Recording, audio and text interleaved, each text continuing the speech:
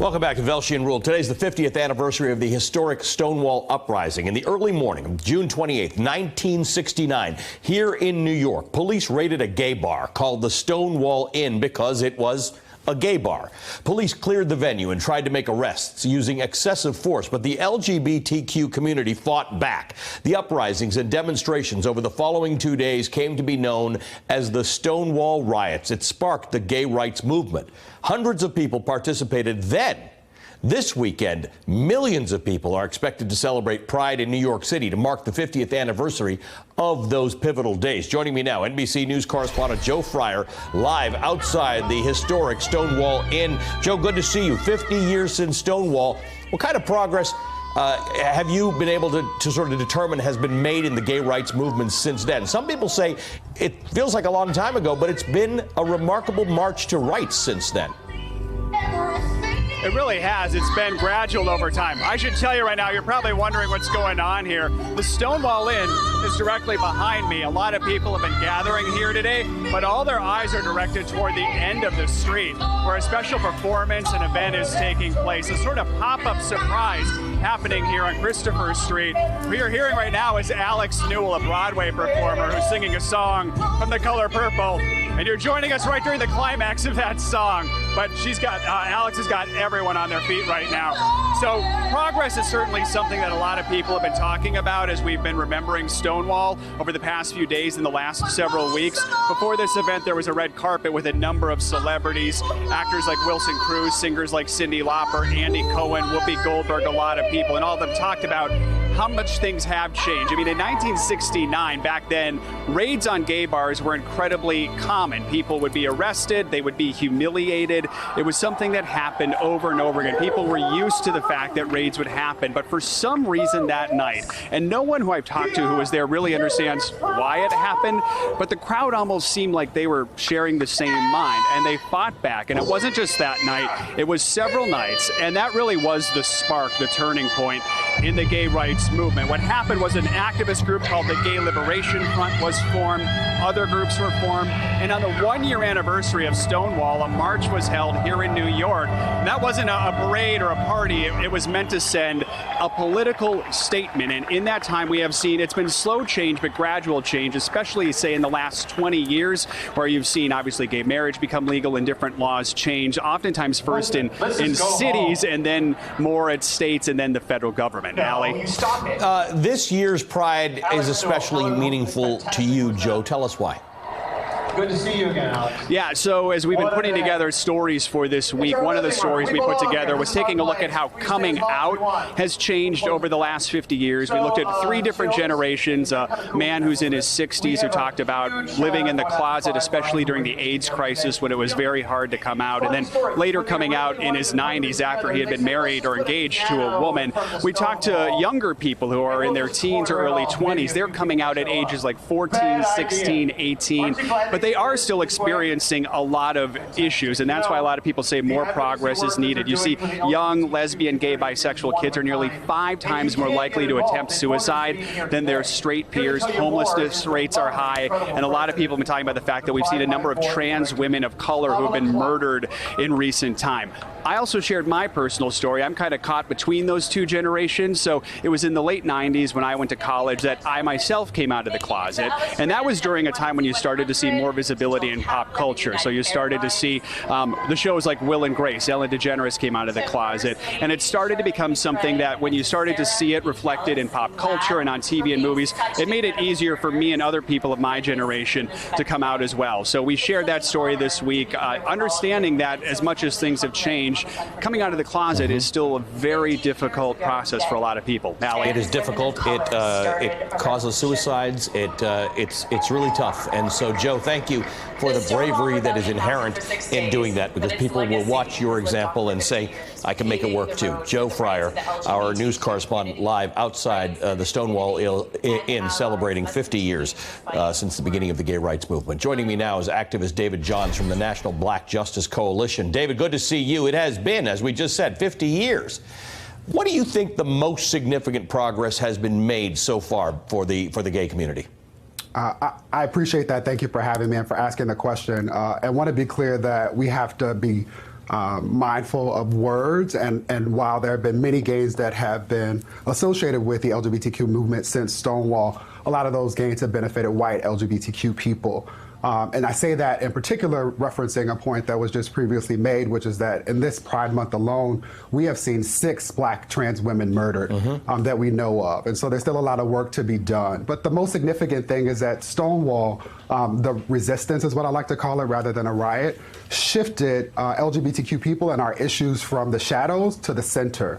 The establishment of organizations like the National Black Justice Coalition, like the Gay and Lesbian Alliance, which is like the LGBTQ Task Force, our March B. Johnson's organization, STAR, the creation of organizations that understand the importance of advocacy and action, and that have continued to advocate for the often neglected and ignored needs of LGBTQIA+ and same-gender loving people, is a thing that continues to be most important. Let's talk about what you just said, that there is a lot of work to do. We are celebrating, but this week, GLAAD released a new study that we referenced earlier that shows a decline in support for the LGBTQ community from non-LGBTQ Americans aged 18 to 34. So young Americans are showing a decline in support for their fellow gay Americans. Only 45% of millennials surveyed say they're allies to the community. That is a decline of 18 points since 2016.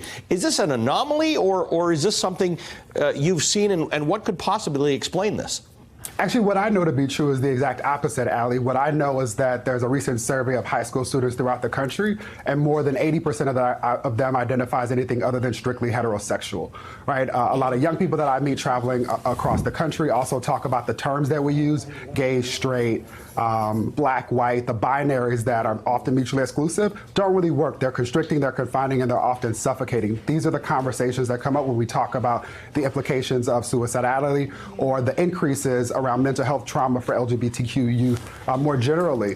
What I think those statistics that you're referencing speak to is that there have been increased tensions around identity politics and the terms that we use to describe one another. And so there's a lot more work to be done to really shift away from the terms that we use to get people to appreciate that this is really about humanity. I say all the time that I don't need you to approve of, accept, or otherwise offer any sort of acknowledgement of who I am and how God purposed for me to show up in the world. But I do hope that anyone who understands the stigma of discrimination or of hatred can practice empathy and really acknowledge that there are still too many members of our community who have oppressed experiences and are unable to enjoy the civil liberties that too many of us take for granted. All right, the Daily Beast has new research from the Trevor Project showing that nearly 2 million LGBTQ youth in the United States think about suicide each year. What's the best way, whether or not the words you used, whether people approve of or empathize with or whatever the case is, I think everybody can agree we don't want young people committing suicide because of questions or sexual identity. So how do we address that particular problem?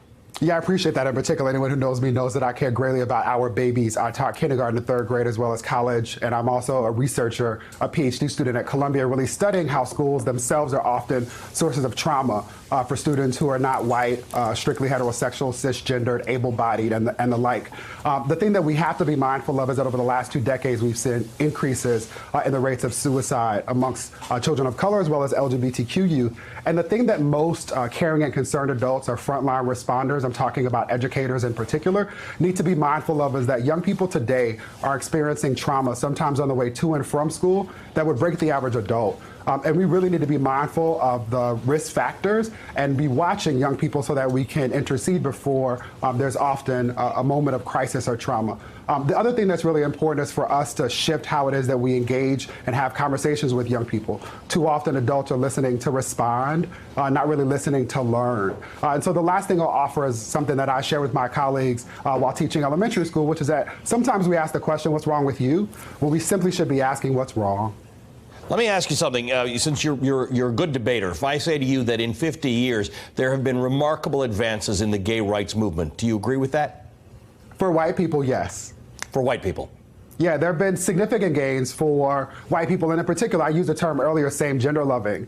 I use that because gay is a white political identifier that has been used by many of the organizations that I've mentioned to advance things that are much more important to white LGBTQ people. But consider the fact that most black LGBTQ people, which again is something that people don't really acknowledge, there's often an assumption that all black people are heterosexual, are presumed heterosexual, and all LGBTQ people are presumed to be white. And people forget that there are those of us that live in the intersections. But most of us black LGBTQ people live with other black people. We are disproportionately concentrated in the South. We live in states where it's legal to discriminate and deny people access to housing and employment based on actual or perceived sexual identity, gender orientation, or gender expression. And so when we think about things like Pride Month and celebrations, for black LGBTQ people, it is often not safe for us to claim LGBTQIA identities in public. That is why there have been so many murders of black trans women. I was just in Huntsville, Alabama to connect to the previous point with the family of Nigel Shelby, a 15-year-old black boy who was bullied because he was believed to be gay.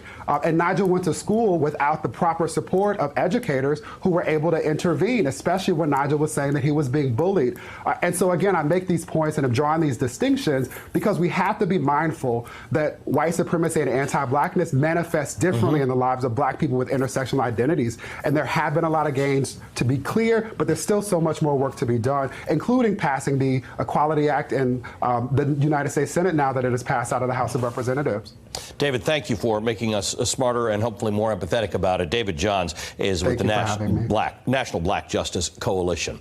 If you or someone you love is in crisis, feeling suicidal, or in need of a safe and judgment-free place to talk, you can call the Trevor Project's Trevor Lifeline anytime, day or night, 1-866-488-7386, and speak to a counselor. We'll post that on our Twitter account as well. Hey, MSNBC fans, thanks for checking out our YouTube channel. Subscribe by clicking on that button down there and click on any of the videos here to watch the latest interviews and highlights. You can get more MSNBC for free every day with our newsletters. Just visit msnbc.com/newsletters to sign up now.